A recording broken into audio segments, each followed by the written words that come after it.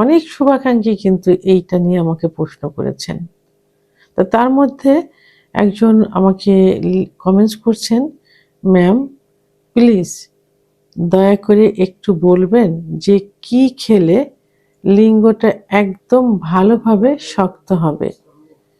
Ma'am please এটা নিয়ে একটি ভিডিও বানান প্লিজ ম্যাম। দেশের এবং প্রবাসের ভাই বোনদের প্রতি সালাম। আসসালামু আলাইকুম। আমি প্রভাষক ডাক্তার রিক্তা পারভিন, হোমিওপ্যাথি এবং আয়ুর্বেদিক চিকিৎসক। আজকে খুব গুরুত্বপূর্ণ একটা বিষয় নিয়ে আলোচনা করব। যে কমেন্টসটা কিছুদিন হলো খুব বেশি আসছে, খুবই বেশি, শুধু ফোনের মাধ্যমে না, অনেকে সরাসরি চেম্বারে এসেও বলে, অর্থাৎ বিষয়টি নিয়ে বারবার আমাকে রিকোয়েস্ট করছেন একটা ভিডিও তৈরি করার জন্য। এটা শুধু একজন শুভাকাঙ্ক্ষী করেননি, অনেক কমেন্টস, অনেক চিকিৎসার জন্য ফোন এবং সরাসরি চেম্বারে এসেও তাদের মুখে তাদের ভাষা একটাই, কিভাবে লিঙ্গ শক্ত করব। বিষয়টা এমন মনে হয় যে লিঙ্গটা ইচ্ছা করে হয়তো নরম হয়ে গেছে, অথবা কেউ নরম করে দিছে, যে সেটা এখন শক্ত করে দিতে হবে। আসলে বিষয়টা অনেকেরই জানা থাকে না, অনেকেরই।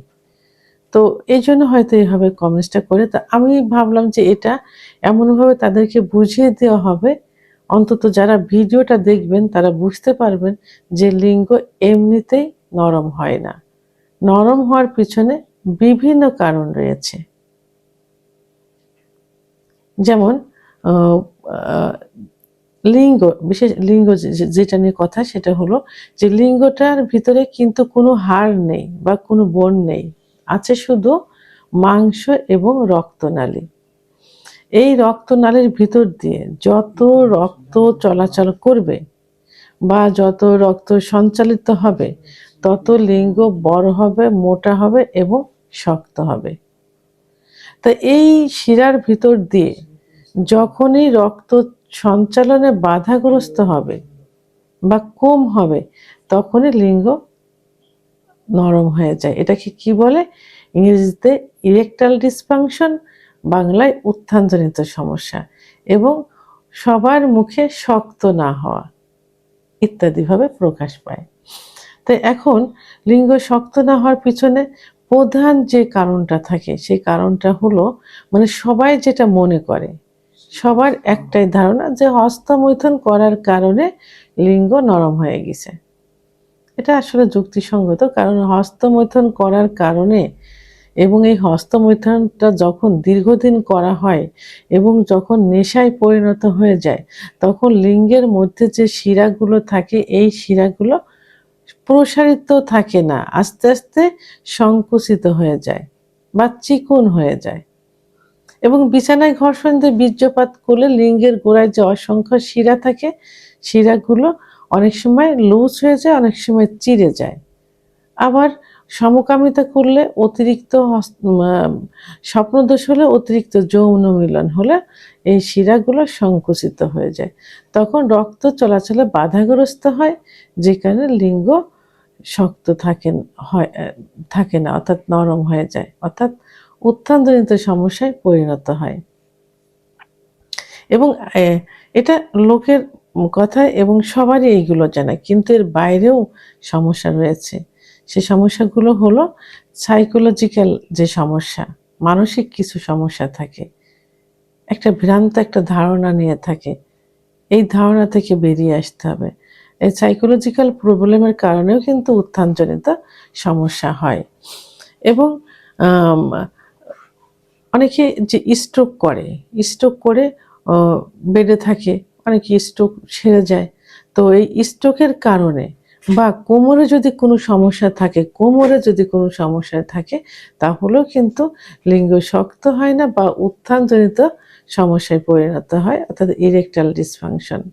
তা আমি বারবার শক্ত না হওয়া বলছি এই কারণেই যে সবার মুখের ভাষা একটাই, সে শক্ত কেন হয় না। আবার অনেকের সময় দেখা যায় যে নিউরোলজিক্যাল কিছু প্রবলেম থাকে, সেই কারণেও কিন্তু উত্থানজনিত সমস্যা হয়ে যায়।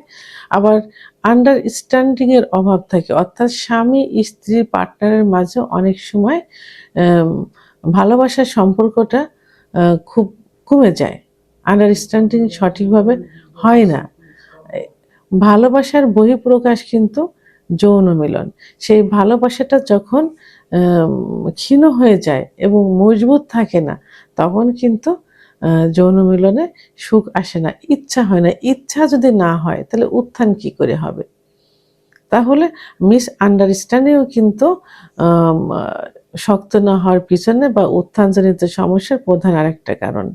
আরেকটা কারণ হলো যে লিঙ্গের ভিতরে যে শিরাগুলো থাকে, এই শিরাগুলো অনেক সময় চর্বি জমে।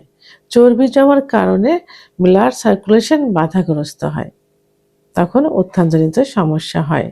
আরেকটা হলো যে পর্যাপ্ত পরিমাণে স্নায়ু উত্তেজনা যদি না হয়, পর্যাপ্ত পরিমাণে স্নায়বিক উত্তেজনা যদি না আসে, ইচ্ছা যদি না হয়, তাহলে লিঙ্গ শক্ত হবে কি করে? কোনরকম ইচ্ছা হলে তো আর প্রবল আকারে শক্ত হবে না। তাহলে স্নায়বিক উত্তেজনা আ জন্য চিকিৎসার প্রয়োজন। তো এখন যে কারণগুলো বললাম, এই কারণগুলোর জন্য কি করতে হবে? অবশ্যই একজন অভিজ্ঞ সম্পন্ন ডাক্তারের শরণাপন্ন হতে হবে। ডাক্তার কিছু পরীক্ষা-নিরীক্ষা দিবেন। পরীক্ষা-নিরীক্ষার মাধ্যমে সঠিক রোগ নির্ণয় করতে হবে যে কেন এটা শক্ত হচ্ছে না? উত্থানজনিত সমস্যা কেন হচ্ছে? নির্ণয় করে ওষুধ নির্বাচন করলে ইনশাআল্লাহ সেটা ঠিক হয়ে যাবে। অনেকে উম আ অন টাইম ট্যাবলেট খাচ্ছে। এই অন টাইম ট্যাবলেট এবং অনেক ডাক্তাররাও কিন্তু অন টাইম নিজেদের একটু নাম কামানোর জন্য সাময়িক রুগীকে ধরে রাখার জন্য তারা অন টাইম ওষুধ দেয়। এই অন টাইম ওষুধ কিন্তু সবথেকে বেশি ক্ষতি করে। প্রথমত হলো কিডনি ইফেক্ট করবে।